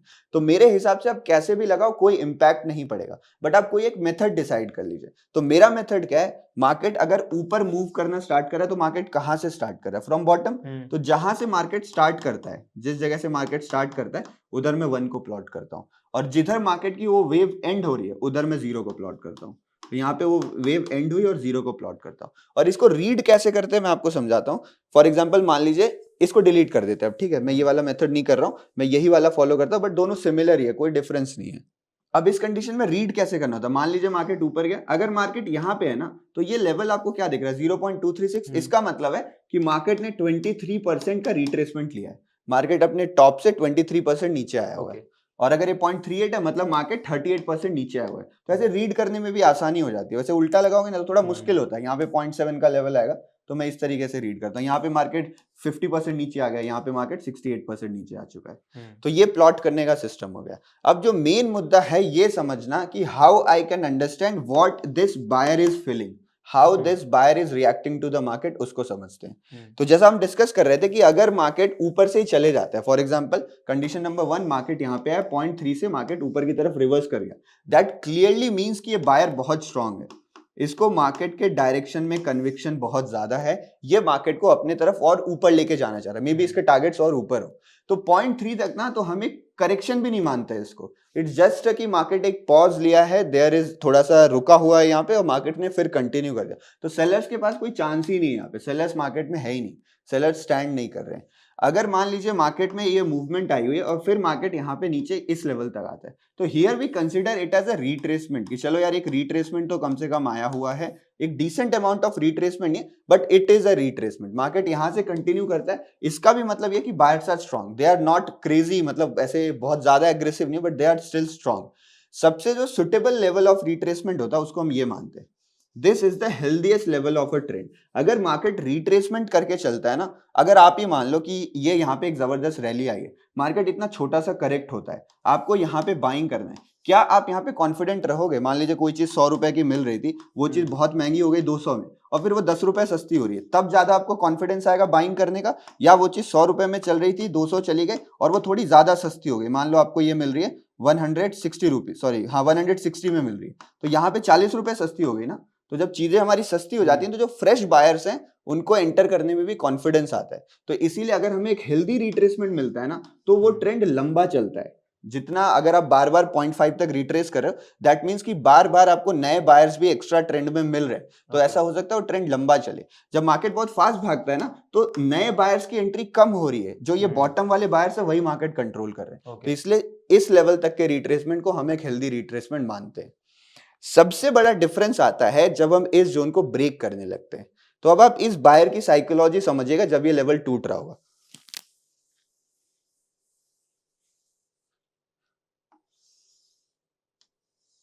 तो ये मार्केट यहां से यहां तक गया, इसने बॉटम पे बाई करा, इसका टॉप पे प्रॉफिट चल रहा था, फॉर एग्जांपल मान लेते हैं 1000 रुपीज टॉप पे प्रॉफिट चल रहा था। जब मार्केट 0.5 को ब्रेक करता है ना, तो उसका प्रॉफिट आधा से कम हो गया। जब भी ये ग्लास है, आप मान लो ये आधा से ज्यादा भरा हुआ है, तो मैक्सिमम लोग इसको यही कहेंगे कि ये भरी हुई ग्लास है, मतलब भरी हुई ग्लास है, खाली नहीं है यार, क्योंकि आधे से ज्यादा भरी हुई। बट जैसे ही ये आधा से कम होने लगेगा, हाफ से कम होने लगेगा, बहुत सारे लोग कहने लगे कि यार ये तो ग्लास खाली पड़ी हुई है, इसमें कम ही पानी है। तो वो आधा एक बहुत ही जरूरी साइकोलॉजिकल पॉइंट होता है, जिसके बाद हम डरना स्टार्ट करते हैं। उससे पहले तो ये एक फियरलेस जोन है इस बायर के लिए। बट जब प्रॉफिट आधा से कम होगा ना, तो इसको डर लगना स्टार्ट होगा कि यार मेरा इतना बढ़िया प्रॉफिट हो रहा था, इतना कम हो रहा है प्रॉफिट, तब ये एक्शन लेने के बारे में सोचेगा। तो अगर सेलर्स टॉप से इतना स्ट्रांग है ना कि बायर्स को यहाँ पे डरा दे रहे हैं, तो दैट क्लियरली मीन्स कि ये बायर अब कमजोर हो चुके हैं और सेलर्स यहाँ पे स्ट्रांग हो रहे हैं। तो this is the point of sentiment reversal. तो जो सेंटिमेंट अब तक बुलिश था, वो सेंटिमेंट शायद रिवर्स होकर मार्केट में बेरिश हो जाए, तो यहां से सेंटिमेंट रिवर्सल स्टार्ट होता है। इसलिए 0.68 को ना हम लास्ट जोन मानते हैं कि अगर बायर्स को अपनी इज्जत बचानी है ना, तो they need to push the markets from here, वो यहां से ऊपर ले जाए, नहीं तो मार्केट में सेलर्स का कंट्रोल हो जाएगा और वो मार्केट को नीचे पुश कर देंगे। तो हम जो यहाँ पे स्ट्रैटेजी ट्रेड करने वाले हैं, या जिस स्ट्रैटेजी पे हम फोकस करने वाले हैं, वो रिवर्सल स्ट्रैटेजी है। बट मैं कॉन्सेप्ट आपको क्यों समझा रहा हूं, बिकॉज इस टूल से पहला काम आप बायर सेलर्स का सेंटिमेंट समझ सकते हो, आप पुल बैक भी ट्रेड कर सकते हैं। पुल बैक मतलब इन द सेम डायरेक्शन, जरूरी नहीं आप रिवर्सल के ट्रेड्स लो, आप सेम डायरेक्शन में भी ट्रेड्स ले सकते हो, and you can also trade reversals. तो बहुत ही डायनामिक टूल है ये, जिसमें आपको तीनों टाइप के ट्रेडिंग मिल जाते हैं। आपको समझने का भी फायदा हो रहा है, आप रिवर्सल्स भी ट्रेड करो, आप पुल बैक भी ट्रेड करो। कुछ छोटे छोटे पॉइंट्स अभी और भी समझने को रह रहे हैं, फिर सेटअप पे जाएंगे, लेकिन पहले उसको समझ लेंगे। तो ये 0.6 का एरिया मेरे पास हो गया। अब आप मान लो कि इस 0.6 का ब्रेकडाउन हो रहा है, तो उसके बाद क्या होता है मैं आपको वो भी समझा देता हूँ। तो यहां से लेके अगर मार्केट ऊपर गया, इसका मान लेते हैं सेंटिमेंट कंप्लीटली पॉजिटिव है, मार्केट करेक्शन ले रहा है, तो यहां तक तो हम सेंटिमेंट को हाईली पॉजिटिव मानते हैं। 0.5 से ऊपर सेंटिमेंट इज हाईली पॉजिटिव। अगर इस जोन के अंदर हम घुसे हुए, तो यहाँ पे सेंटिमेंट पॉजिटिव ही है, सेंटिमेंट अभी भी थोड़ा पॉजिटिव है, बट जैसे ही 0.6 के नीचे जाते हैं ना, जो सेंटिमेंट है वो नेगेटिव होना स्टार्ट हो जाता है। तो 0.6 के ब्रेकडाउन के बाद मार्केट में कौन डोमिनेट कर रहा है इस एरिया में, हु इज डोमिनेटिंग? ये जो सेलर्स है ना, उनका डोमिनेंस स्टार्ट हो रहा है और बायर्स का डोमिनेंस बहुत ही कम हो चुका है। बट जब ये स्विंग ब्रेक हो जाता है, तब जाके 100% ये क्रिएट हो जाता है कि बायर्स अब मार्केट से गायब हो चुके हैं। नाउ दिस इज सेलर्स का मार्केट। तो इस एरिया में सेंटिमेंट बिगड़ा, और जब बायर्स का स्विंग ब्रेक हो गया, तब जाके बायर्स मार्केट से कंप्लीटली बाहर हो गए। अब हमें अगर मार्केट का सेंटिमेंट समझना है, तो हमें इसको एनालिसिस करने की जरूरत नहीं है। Now we need to analyse these sellers, कि ये सेलर्स मार्केट में क्या सोच रहे हैं, उनके हिसाब से हमें अपने ट्रेड प्लान करने होते हैं। तो ये पहली चीज हो गई। दूसरी चीज ये जरूरी है ना कि आप कोई भी टूल यूज करो, कोई भी टूल आप यूज कर रहे हो, वो टूल मार्केट में हमेशा काम नहीं आने वाले। तो हर टूल का अपना सीजन रहता है, कभी कभी कोई काम आ रहा है, कोई कुछ काम आ रहा है। तो इसका सीजन क्या है, ये किस मार्केट की स्ट्रैटेजी है, वो समझना जरूरी है। तो ये फिब ट्रेंडिंग मार्केट की स्ट्रैटेजी।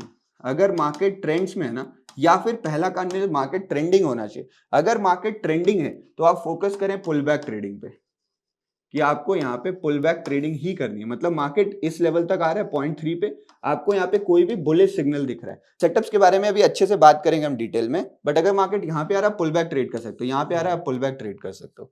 ट्रेंडिंग मार्केट में आपको रिवर्सल ट्रेड करने को तभी देखना है जब ऊपर के लेवल्स पे आपको कॉन्फिडेंस हो कि यार ये कोई रेजिस्टेंस का लेवल है, ये ऐसा लेवल है जहां से मे बी सेलर्स एंटर करें, तो आप रिवर्सल का देखोगे। नहीं तो आपको रिवर्सल के बारे में सोचना नहीं है ट्रेंडिंग मार्केट में। अब अगर मान लीजिए कि मार्केट साइडवेज है, मार्केट यहाँ पे साइडवेज है, या फिर मार्केट में कोई रैंडम एक वेव बनी हुई है, जैसे मान लो मैं ये बोल रहा हूँ कि ये मार्केट स्ट्रक्चर है, ठीक है, और इस मार्केट स्ट्रक्चर में मैंने इसको एनालाइज करने का ठाना है, तो here we are in a up trend. आपको मेरी मतलब बात लोगों को भी समझ में आ रही है? अगर आपको चीजें थोड़ी सी कॉम्प्लेक्स लग रही है ना, तो आप थोड़ा स्लो भी इसको सुन सकते हो, या फिर आप दोबारा सुनेगा ना, आपको क्लियर हो जाएगा। बहुत सारे लोग इस टूल्स को इसीलिए अवॉइड कर देते कि उन्हें लगता है कि ये मुश्किल है थोड़ा, बट ये मुश्किल बिल्कुल भी नहीं है। मतलब आप अगर ईएमए यूज करते हो ना, इंडिकेटर, उससे भी ज्यादा आसान है इसको। बस शुरू में थोड़ा कॉन्सेप्ट आप समझ गए ना, और बहुत ज्यादा हेल्प करेगा। मैं लाइव भी करता हूँ यूट्यूब में, तो वहां पे भी लोग देखते हैं और लोग पूछते हैं कि सर फिब टूल में कैसे पता चला, यहाँ से सेलिंग आएगी आपको कैसे मालूम चला, इसके नीचे कौन वीक हो गया, तो वो इसी से पता चलता है पूरा सेंटिमेंट यहाँ पे। तो थोड़ा सा मेरे साथ रहिए, समझने की कोशिश करिए, it will be very helpful अगर आप आगे ट्रेड करते हो खाली प्राइस एक्शन। तो यहाँ पे मेरा ये अप ट्रेंड मार्केट का स्ट्रक्चर है, तो यहाँ पे मैं पुल बैक प्रेफर करूंगा। रिवर्सल प्रीफर नहीं करूंगा। अब मान लो कोई ऐसी स्ट्रक्चर बन रही है, इस तरीके से ऐसे मार्केट बन रहा है यहाँ पे, इसमें कोई भी डिफाइंड स्ट्रक्चर नहीं है, तो इन दैट कंडीशन ना मैं फिब टूल का यूज कर सकता हूँ। मैं फिब टूल का यूज करके यहाँ पे मैं फिब यूज कर लूँ, यहाँ से मैं सेलिंग का ट्रेड लेके इधर, तो मैं फिब का रिवर्सल ट्रेड करूंगा इन जगहों पे जहां पे मार्केट साइडवेज है या कोई डिफाइंड स्ट्रक्चर नहीं। Okay.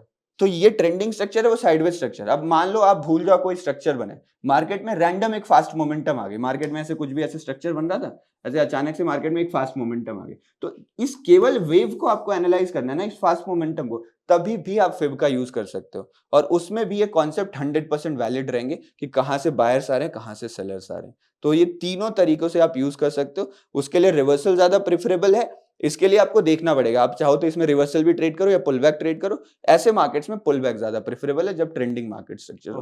तो अगर आप इन चीजों का ध्यान रखोगे और कॉन्सेप्ट का ध्यान रखोगे तो आपको सेटअप जानने की जरूरत ही नहीं है। आप बस इसको देखो, कोई भी लेवल ब्रेकआउट या ब्रेकडाउन होता है, फॉर एग्जाम्पल मान लीजिए अगर ट्रेंडिंग मार्केट स्ट्रक्चर है and we need a candle, हमें एक कैंडल की जरूरत है यहाँ पे, तो इसके ऊपर हम बाइंग का ट्रेड आराम से बना सकते हैं। अगर कैंडल चली गई, कोई ऐसे मार्केट आया यहाँ पे बुलिश कैंडल बनी, आप बना लो। अगर मार्केट आपको लग रहा है खराब है, वैसा स्ट्रक्चर है, तो इसके नीचे जैसे ही कैंडल क्लोज हुई आप सेल कर दो। तो किसी लेवल पे आप trade low, the next level will be, और ये स्टॉप लॉस हो जाएगा। फॉर एग्जांपल मान लो आप सेल कर रहे हो, तो ये आपका एसएल हो जाएगा और नीचे के ये वाला आपका टारगेट हो जाएगा। तो अब थोड़ा सा सेटअप के ऊपर इन डेप्थ बात करते हैं। ओके, तो अगर ये जैसे मैं जितना समझ रहा हूँ कि 0.6 है, तो इसकी अगर नीचे है तो यहाँ पे मैं ट्रेड एंटर कर दूंगा। हाँ, और मेरा स्टॉप लॉस होगा 0.5। हाँ 0.5 या उससे थोड़ा सा ऊपर भी चलेगा, मतलब हमें ऐसे स्पेसिफिक 0.5 पे ही नहीं रखना। वी नीड ए जोन जहां पे हमें ऐसा लगे कि यार इसके ऊपर जाएगा तो हमारा ट्रेड गलत हो गया। तो सम टाइम कैंडल्स का यूज कर लेते हैं। मान लो आप ये कैंडल बनी थी यहाँ पे नीचे की तरफ, यहाँ पे हमने एंट्री बनाई कहीं पे, और ये कैंडल जो प्रीवियस कैंडल थी वो यहाँ क्लोज हुई, तो यहाँ ऐसा ना रखें, हम इस कैंडल के ऊपर अपना स्टॉप लॉस रखेंगे। तो प्रीवियस कैंडल का स्विंग हाई हाँ, जैसा हाँ। हो जाता तो अब चार्ट्स में ही चल के एग्जांपल भी देख लेते हैं और वहाँ सेटअप भी अच्छे से Perfect, समझ में आ है। जाएगा। परफेक्ट। तो यहाँ पर जो हमने स्ट्रक्चर ढूंढा, ये साइडवेज वाला स्ट्रक्चर है। आप देखोगे यहाँ पे मार्केट ऊपर गया, नीचे गया, फिर ऊपर गया, नीचे गया, तो यहाँ आपको रियलाइज हो रहा है कि कोई भी recognisable higher high higher low वाला पैटर्न नहीं बन रहा। ये पैटर्न अप ट्रेंड का होता है, जो लोअर हाई लोअर लो वाला पैटर्न होता है ये डाउन ट्रेंड का होता है, वैसा कुछ नहीं बन रहा। तो इस कंडीशंस में आपको रिवर्सल पे फोकस करना है। जब भी आपको ऐसी साइडवेज वाली कंडीशन दिखे या मार्केट कहीं नहीं जाना चाह रहा है, मार्केट मूवमेंट नहीं करना चाह रहा है, इन दैट कंडीशन आपको रिवर्सल ट्रेड, रिवर्सल मतलब 0.6 का ब्रेकआउट या ब्रेकडाउन, जो भी मार्केट ऊपर जाए तो ब्रेकआउट, नीचे जाए तो ब्रेकडाउन। तो चलिए मान लेते हैं कि सुबह मार्केट खुला, ये मार्केट की पहली वेव बनी, ये फर्स्ट मार्केट की रैंडम वेव बन गई, एग्जांपल आप मान लीजिए।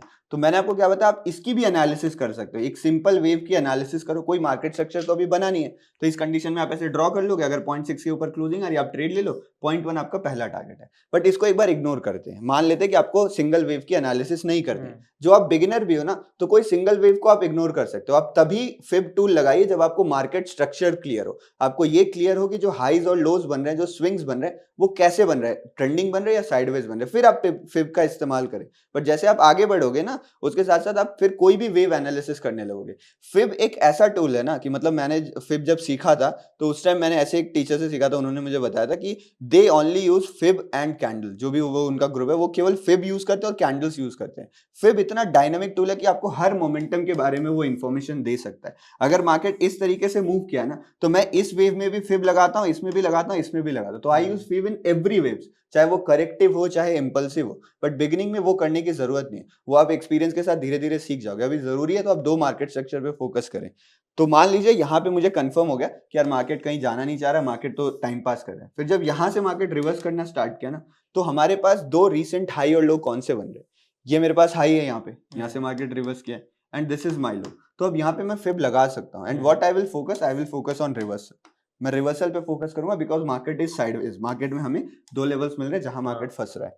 तो यहाँ पे फिब ड्रॉ करते हैं। कैसे ड्रॉ करेंगे, मार्केट ऊपर से नीचे की तरफ गिर रहा है ना, तो वी विल स्टार्ट फ्रॉम ऊपर से स्टार्ट करेंगे। तो अभी हमने डिसाइड करा था कि हम टॉप पे 1 लगाएंगे। तो यहाँ पे मान लीजिए इस जगह पे आते हैं हम, और यहाँ से हमने इस तरीके से यहाँ पे प्लॉट कर दिया। तो ये मैंने यहाँ पे फिब ड्रॉ कर दिया। अब मार्केट यहाँ से नीचे गिरा, जब मार्केट ऊपर की तरफ उठ रहा है तो हमें चाहिए ये लेवल ब्रेकआउट हो, ये वाला लेवल ब्रेकआउट हो 0.6 है। इसको गोल्डन जोन भी कहते हैं। ये जो हमारे पास जोन बनती है ना 0.5 0.6, इसको गोल्डन जोन भी कहते हैं। तो अगर आप चाहो ना तो आप इन सबको भी हटा दो चार्ट में से। अगर आपको खाली रिवर्सल ही ट्रेड करना है तो आप इन सबको हटा सकते हो, कोई डिस्टर्बेंस नहीं होगी। केवल आप दो लेवल रहने दीजिए, 0.5 0.6 का जो गोल्डन जोन है। बट अगर पुल बैक ट्रेड करना है तो हम सभी रखते हैं, क्या दिक्कत है, उतना भी खराब थोड़ी लग रहा है ये।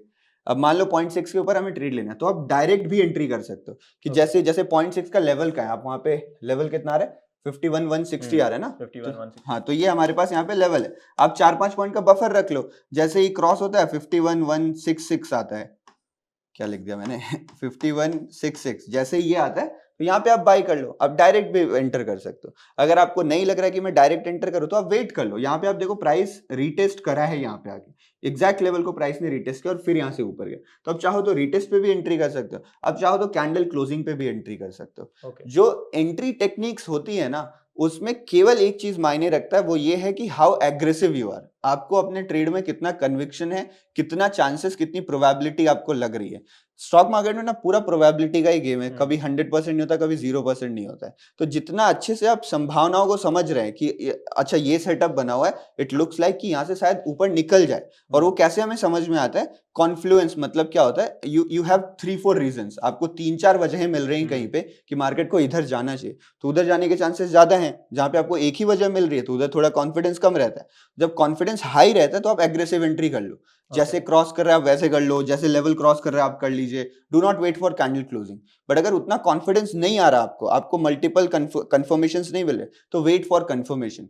अगर आप एंट्री में भी कंफर्मेशन का वेट करेंगे ना, तो आप मैक्सिमम ट्रैप्स खुद ही अवॉइड कर देंगे। लोग ट्रैप को लेके बहुत ज्यादा डरते हैं, इसमें भी बहुत सारे लोग सोचेंगे सर इसमें तो ट्रैपिंग होती है, तो ट्रैपिंग सभी में होती है। फॉर एग्जांपल मान लो मैं 100 फिप के ट्रेड्स कर रहा हूँ, तो 100 के फिप के ट्रेड्स में आप जो भी स्ट्रैटेजी यूज कर लो, आप ऑलमोस्ट मान लो 50 to 70% टाइम सही हो सकते हो, और इसमें आपका 50 to 30% टाइम लॉस हो सकता है अगर आप आंख बंद करके ट्रेड कर रहे हो तो। और अगर आप थोड़ा सा भी दिमाग लगा रहे हो, आप प्रोबेबिलिटी समझ रहे हो कि रिवर्सल और ब्रेकआउट में किधर ज्यादा प्रोबेबिलिटी है, आपको मार्केट स्ट्रक्चर समझ में आ रहा है, आपको डायरेक्शन समझ में आ रही है, और प्लस आप एंट्री का वेट कर रहे हो, तो ये जो 50 और 30 ट्रेड गलत होने वाले हैं ना, इसमें से आप 20 to 40 ट्रेड्स ना करोगे ही नहीं। आप वो ट्रेड्स ही आप छोड़ दोगे, क्योंकि आपको वहां सेटअप आपका सही नहीं लगेगा। तो इवेंचुअली जो आपकी प्रोबेबिलिटी है ना, वो 80% तक चली जाएगी, क्योंकि आप जो गलत होने वाले ट्रेड्स उनको आपने अवॉइड कर दिया, तो आपके स्टॉप लॉसेस कम हो जाएंगे। तो जरूरी नहीं कि आप सब में एंटर करो, और यही डिफरेंस क्रिएट करता है एक्सपीरियंस। जितना आप चार्ट देखते हो ना, तो मसल मेमोरी होती है, गट फीलिंग होती है। वो गट फीलिंग आती कैसे है, जितना चार्ट देखते हो आप उतने सिनेरियोज देखते रहते हो, और वो सिनेरियोज आपके दिमाग में फिट होते रहते हैं। फिर मान लो कोई एक सिनेरियो जो 4 महीना पहले बना था ना, वो भी मार्केट स्ट्रक्चर याद हो जाता है। मान लो जैसे इलेक्शन से 2-3 दिन पहले एक डेफिनेटिव कुछ प्राइस एक्शन बना था जिसमें मेरा लॉस हो गया था, वो मुझे अभी भी याद है। अगर अगले किसी इवेंट में वैसा बनता है तो मैं उसमें तो दोबारा लॉस नहीं करने वाला, वो इतना दिमाग में बैठ गया है। तो ऐसे एक्सपीरियंस के साथ ना ये एक्यूरेसी वाला गेम आपका बहुत बढ़िया हो जाता है। तो ऐसे रैंडमली मत खालिए, जैसे बिगिनिंग में आप बैक टेस्ट करिए, चार्ट देखिए, धीरे धीरे स्टार्ट करिए, but with experience try to improve. जो आज गलती करी इस सेटअप पे, कल वो नहीं करनी है। कल अगर कोई नई गलती होती है उसको भी एनालाइज करेंगे, देखेंगे वो गलती थी या just a part of game था, क्योंकि सब कुछ सही करो ना फिर भी लॉस तो होंगे, तो उनको हमें इग्नोर करना पड़ता है कि this was part of game, चलो रहने देते हैं। तो इस तरीके से यहाँ पे आप एंट्री प्लान कर सकते हो, आपको टारगेट्स मिले। पहला टारगेट आपका यही रहता है, फर्स्ट टारगेट योर, उसके बाद मार्केट ऊपर गया। अब ये तो एक प्रॉफिट का सिनेरियो हो गया। मैं आपको और एक ट्रेंडिंग मार्केट का सिनेरियो दिखाता हूँ, उसके बाद फिर एक लॉस वाला सिनेरियो समझेंगे जहां पे असली कंफ्यूजन होता है। हाँ, बट सर टारगेट समझने से पहले यहाँ पे क्या मैं मेरी पूरी क्वांटिटी एग्जिट कर दूंगा? नहीं, अगर आप देखो मार्केट इस जगह पे जा रहा है, फॉर एग्जांपल मान लो अगर आप एक लॉट से ट्रेडिंग करते हो, तो मेरे हिसाब से यहाँ पे आप 15-20-30 सेकंड रुको। अगर मार्केट नहीं ब्रेक कर पा रहा है तो एग्जिट कर दीजिए, कोई बात नहीं, लालच रखने की जरूरत नहीं। अगर आपके पास मल्टीपल क्वांटिटीज है तो डिपेंड करता है हाउ इज योर कन्विक्शन। अगर आपका कन्विक्शन ज्यादा है तो आप 50-60% क्वांटिटी होल्ड कर लीजिए, 30-40% एग्जिट कर दीजिए। मान लो 100 क्वांटिटी है मेरे पास, तो I will exit 3 lots, I will एक लॉट में होल्ड करूंगा। मान लो निफ्टी का है, अगर मेरा कन्विक्शन बहुत ही कम है, मुझे नहीं लग रहा है यार शायद इसको ब्रेक कर पाए, तो मैं 3 लॉट बुक कर लूंगा, 1 लॉट छोड़ूंगा खाली।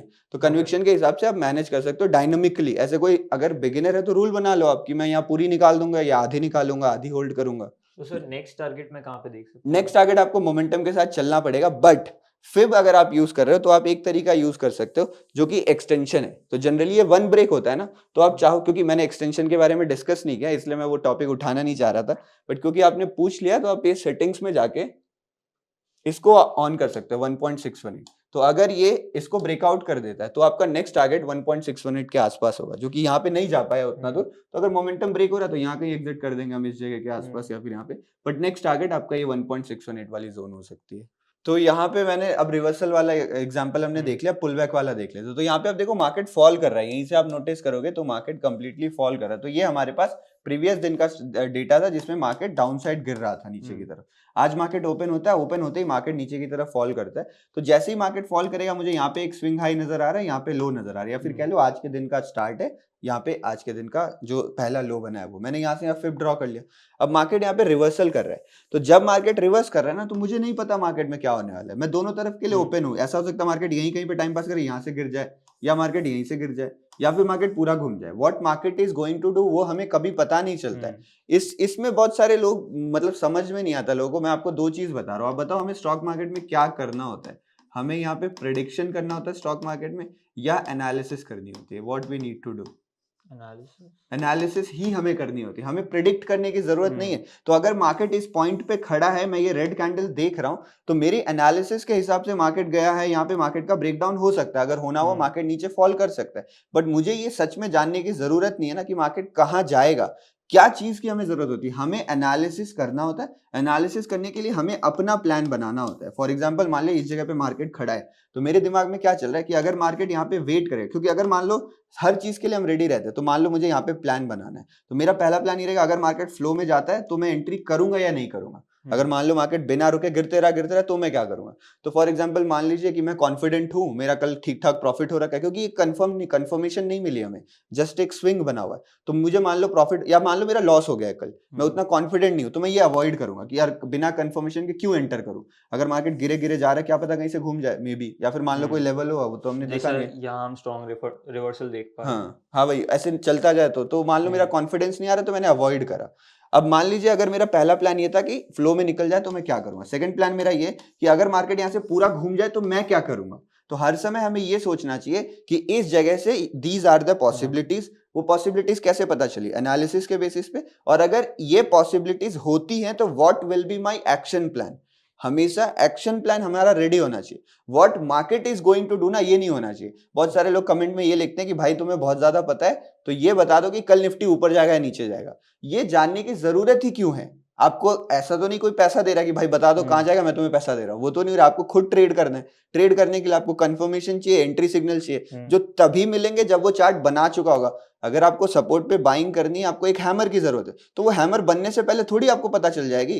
जब हैमर बनेगी तब आपको पता चलेगा हैमर बना है, और उस हैमर के बनने के बाद आपको एक्शन लेना है। तो प्रेडिक्शन का सवाल कहां से उठता है? तो प्रेडिक्शन पे आप लोग भी फोकस ना करें, फोकस करें कि आप एनालिसिस कर रहे हैं, उसके बाद आपका एक्शन प्लान क्या है। What market is going to do कभी पता नहीं होता, लेकिन जो मार्केट करेगा उसके बाद मैं क्या करूंगा वो हमेशा क्लियर होना चाहिए। अगर ये स्टोरी आपके पास क्लियर है, ये प्लान क्लियर है, तो आप हर सिचुएशन में ट्रेड कर लोगे बिना प्रिडिक्ट किए। तो जो लोग ये सवाल करते हैं उन्हें भी सोचना चाहिए कि व्हाई प्रेडिक्शन इज रिक्वायर्ड। मान लो चलो मैं बोल भी दिया कि मार्केट इज गोइंग टू, कल निफ्टी वो 1% ऊपर क्लोज होगा, तो मान लो आपने बाई कर लिया। आपके बाई करने के बाद आपका रिस्क बहुत कम ही है, मान लो आपका रिस्क है केवल 200 पॉइंट्स का, आपने आज बाई कर लिया। कल मार्केट 200 पॉइंट गैप डाउन खुला, वहां से 1000 पॉइंट चढ़ गया, तो आपका तो पहले वो ऐसे लेके जाएगा, फिर ऊपर जाए तो कोई फर्क मतलब ही नहीं बनता है। इसलिए फोकस करिए हम क्या कर सकते हैं। तो मान लो इस सिचुएशन में मार्केट है, मुझे पता नहीं था मार्केट क्या करने वाला है, मार्केट ऊपर चढ़ रहा है, कोई दिक्कत नहीं, कोई दिक्कत नहीं। ये हमारे पास गोल्डन जोन था, मार्केट इस जगह के आसपास है। मुझे पता है कि अगर गोल्डन जोन ब्रेक कर देगा तो ये बुलिश हो जाएगा, तो मैं बाई कर सकता हूँ। अगर गोल्डन जोन नहीं ब्रेक किया,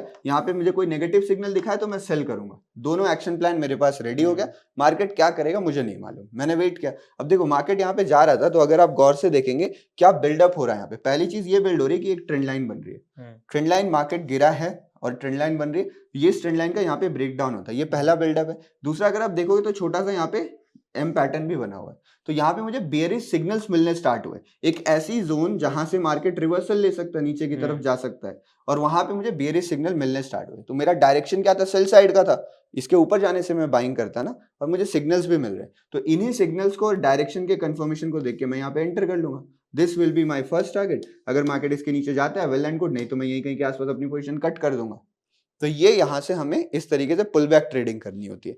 अब पुल बैक ट्रेड करने के लिए ये बेस्ट एरिया है, बट कभी कभी क्या होगा, मान लो मार्केट 0.3 से ही घूम रहा है, तो अगर आपको लग रहा है ना कि यार मार्केट बहुत फास्ट है, मार्केट बहुत ही ज्यादा फास्ट है, मान लीजिए कोई न्यूज आई हुई है, समथिंग फंडामेंटल कुछ हुआ है, तो उस कंडीशन में आप 0.5 का वेट बिना किए भी ट्रेड ले सकते हो। आप यहीं कहीं पे अगर कोई बेयरिश सिग्नल मिल रहा है, यू कैन एंटर। अगर आपको लग रहा है कि मार्केट बहुत फास्ट है, तो आप यहीं पे भी एंटर कर सकते हो। तो ये डिपेंड्स कि आप पूरा सिचुएशन कैसे समझ रहे हो। सब्जेक्टिविटी मतलब आप एकदम टू द पॉइंट मत मत रहो कि ये मेरे पास 3 स्टेप है, मुझे आना है, ये 3 स्टेप करना है, मेरा काम हो गया। नहीं, पूरी जब होल सिचुएशन को आप समझोगे तो ही आपकी एक्यूरेसी बढ़िया होने वाली है। नहीं तो आप एक डिसेंट एक्यूरेसी पे ही आके रुक जाओगे, मतलब मान लो 50-60 पे आके आप रुक गए, उससे बढ़ाना है तो पूरी सिचुएशन समझनी पड़ेगी। ओके सर, मेरा एक सवाल है कि हम टाइम फ्रेम कौन सा लेंगे? जैसे हम प्रीवियस वाले में 5 मिनट्स पे थे, अभी 1 मिनट पे, तो एग्जैक्ट टाइम फ्रेम हम कौन टाइम फ्रेम जनरली मैं एज अ बिगिनर आपको यही बताऊंगा कि अगर आप अभी अभी शुरू कर रहे हो तो 1 मिनट में ना ट्रेड करें। 1 मिनट में थोड़ा क्विक एक्शंस लेना पड़ता है। तो ये मुझे आपको बस एक एग्जांपल दिखाना था, इसलिए मैंने इसको यूज किया। आपको यहाँ पे 5 मिनट का टाइम फ्रेम ही यूज करना है, और 5 मिनट में कैंडल्स का कंफर्मेशन भी ना थोड़ा सा सेटिस्फैक्टरी रहता है, तो आप 5 मिनट का यूज करें। बट अगर आपको स्कैल्पिंग करनी है तो 1 मिनट भी यूज किया जा सकता है। ये जो प्राइस एक्शन के टूल्स होते हैं ना, irrespective of instrument, irrespective of time frame, हर जगह काम करते हैं। आप स्विंग ट्रेडिंग भी कर रहे हो ना फिब से, उसमें भी आपको रिजल्ट अच्छे मिलने वाले हैं। आप इन्वेस्टिंग कर रहे हो तो भी आपको अच्छे रिजल्ट मिले, या फिर आप स्कैल्पिंग कर रहे हो तो टाइम फ्रेम कोई भी रख सकते हो। 5 मिनट इज सुटेबल सबके लिए ऑलमोस्ट। ओके। अब हमने 2 सिचुएशन देखी, दोनों में प्रॉफिट हुआ है। अब मैं आपको एक सिचुएशन दिखाता हूं ना जहां पे आप पूरी तरीके से कंफ्यूज हो सकते हो, शायद वहां पे आपके लॉसेस हो जाएं, क्योंकि 100% किसी भी चीज की एक्यूरेसी नहीं होती। मैंने आपको एक्यूरेसी वाला फंडा समझाया था कि अगर आप आंख बंद करके फॉलो करोगे आप 50-60 पे रुक जाओगे। अगर आप पूरी सिचुएशन समझ रहे हो तो आप इसको 70-80 पे भी ले जा सकते हो। कोई ऐसा ट्रेडर है जो 10 साल से फिब ट्रेड कर रहा है ना, और उसके लायक उसका सुटेबल मार्केट स्ट्रक्चर मिल गया, वो 95-100% की एक्यूरेसी भी ले जा सकता है कि एक महीने में उसने 15 ट्रेड्स करे, सारे सही है। That is also possible, but that requires some effort, और वो एफर्ट टाइम है। जितना टाइम आप दे रहे हो सेटअप को, उसके हिसाब से डिपेंड करता है। इस लास्ट सिचुएशन को समझ लेते हैं। यहाँ पे कुछ इंटरेस्टिंग बन रहा है। अगर आप देखोगे यहाँ पे मेरे पास एक बॉटम लगा हुआ, मार्केट मोस्टली साइडवेज है, मार्केट में ऐसा कुछ नहीं हुआ। फिर मार्केट में एक ऐसे वेव का फॉर्मेशन होता है, उस वेव के बनने के बाद मार्केट यहाँ पे नीचे तक आया। अगर आप इस सिंगल हाई और लो के बीच में फिब लगाते हो तो यहाँ कहीं आपके पास 0.5-0.6 जोन आएगी। आप अगर अभी ड्रॉ नहीं कर रहा हूँ मैं, बट यही बीच का एरिया आएगा। यहाँ से मार्केट रिवर्सल लेता है, आप देखो ये ऊपर वाली ट्रेंड लाइन ब्रेक होती है, बुलिश कैंडल बनती है। फॉर एग्जाम्पल आपने यहाँ पे बाइंग का ट्रेड ले लिया, मार्केट ऊपर जाता है, आपका टारगेट हिट कर देता है। ये एक आपका पॉजिटिव आपको यहाँ पे दिख रहा है। लेकिन अगली वेव को देखो, अब जैसे ही हमारे पास यहाँ पे अगली वेव बन रही है ना, इसमें क्या होता है, इसमें मार्केट का ये हाई है, ये मार्केट का लो बना हुआ है यहाँ पे। अगर आप यहाँ पे भी फिब ड्रॉ करोगे ना तो यही जोन आएगी जो 0.5-0.6 का एरिया रहेगा। इस जगह पे मार्केट आता है और मार्केट आपको ग्रीन कैंडल्स दिखाता है। तो अगर यहाँ पे मुझे ट्रेड करना है, मैं क्या समझूंगा, यहाँ से मार्केट में हायर हाई हायर लोज भी बन रहे, तो कहीं ना कहीं मार्केट का स्ट्रक्चर जो है वो थोड़ा बुलिश बना हुआ है। तो मैं यहाँ पर अपनी एंट्री शायद बना लूं, कैंडल देख के या फिर इसके ऊपर निकले मैं अपनी एंट्री बना लूं। और इस कंडीशन में क्या हुआ, मार्केट ने पहले आपको एंट्री दिलाई और फिर मार्केट इमीडिएटली रिवर्स कर गया। तो ऐसी कंडीशंस आएंगी कभी कभी जहां पे मार्केट आपको एक बार ट्रैप कर लेगा। तो देखो एक चीज होती है कि आपके पास क्या रिस्क एपेटाइट है। अगर मुझे दिन में एक ही ट्रेड लॉस लेना है, वो मेरा लॉस हो गया तो I will exit from market. Discipline is my number 1 priority. But अगर आपके पास ऑप्शंस हैं कि आप एक और ट्रेड ले सकते हो, तो जैसे ही मार्केट 0.6 ब्रेक हो आप नीचे का ट्रेड ले लीजिए, यहाँ पे आपको प्रॉफिट मिल जाएगा, ये वाला लॉस भी आपका कवर हो जाएगा, आपको प्रॉफिट भी हो जाएगा। तो ऐसी सिचुएशंस भी बन सकती हैं जहां पे हमको फॉल्स सिग्नल्स मिल रहे हैं, मार्केट फंसाने की कोशिश कर रहा है। तो पहला हमारा ये फोकस होना चाहिए कि मैं एनालिसिस, मार्केट कंफर्मेशन, कॉन्फ्लुएंस की मदद से ये समझो कि मुझे ट्रेड लेना है नहीं लेना है। अगर सिचुएशन बढ़िया नहीं लग रही आई विल अवॉइड। अगर मुझे सिचुएशन सही लग रही तो मैं ट्रेड में एंटर करूंगा, स्टॉप लॉस लगाऊंगा। अगर स्टॉप लॉस हिट होता है तो री एंट्री या फिर ऑपोजिट साइड के बारे में सोचूंगा। अगर नहीं मार्केट जा रहा तो मैं कंप्लीटली लीव कर दूंगा, स्टॉप लॉस एक्सेप्ट कर लूंगा, नेक्स्ट सेटअप के लिए वेट करूंगा। तो ये हमारा पूरा इसमें प्लान, और ये काफी इंटरेस्टिंग बना था यहाँ पे, तो मैंने सोचा इसको भी दिखाई देते हैं। ओके, आई होप आप सभी को ये वीडियो पसंद आई होगी। इस वीडियो का एम रखते हैं 1000 लाइक्स। अगर आपको चाहिए कि हम फिब का एक्सटेंशन भी कवर करें इस सीरीज में, तो आप इस वीडियो को लाइक करो और शेयर करो अपने दोस्तों के साथ, और चैनल के लिए नए हो तो प्लीज़ सब्सक्राइब कर दो। तो मिलते हैं अगले वीडियो में।